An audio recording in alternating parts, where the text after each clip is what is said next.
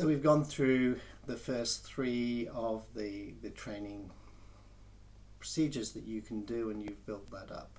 Now I'd like to keep a level of interest there by doing something slightly different with each of those tests. We've said about using the balance ball, but again we can use something where we're changing the fixation, or we're developing a three-dimensional process, so something that is giving you depth perception.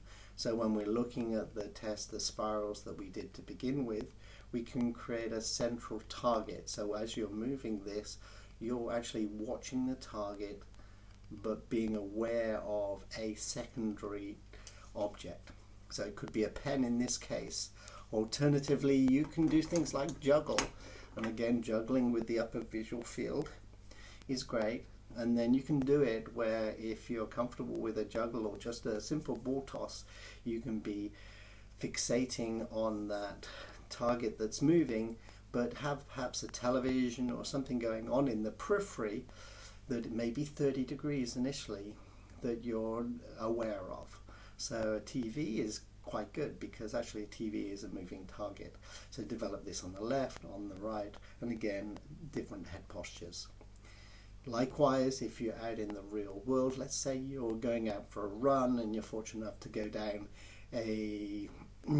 like a train track through a tunnel, or we're just going down a road, so long as it's really safe for you to do so, fixate centrally and in the far distance, but be aware of, let's say, a tree or something on the side of the road that is going to come past your visual field, fixating straight centrally and straight ahead.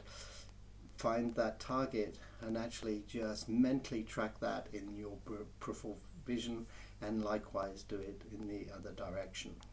All of this then transfers what we've been doing at home or when you're training in an enclosed environment into a real world environment. The multi-sensory perception and the challenges that are going on, but make sure you're doing this in a safe way. So make sure the road surface is stable, is nice and flat, not going to trip you up, nothing that you're uncomfortable with. And again, don't be tempted to do this when you're driving. Naturally we do it though when we are driving. We become centrally orientated but peripherally aware.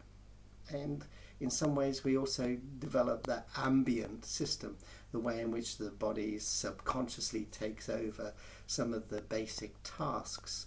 So when you're driving, you may find that you can't recall going through a number of junctions on a regular route that you undertake.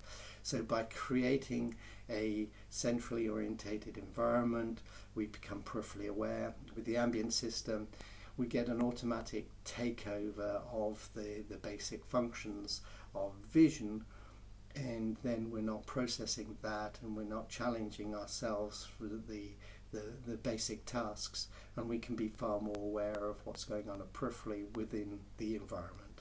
All of this builds up into improved proprioception, peripheral awareness, visual awareness, tracking, and much better improvement of the vestibular and visual system, the coordination of both of those.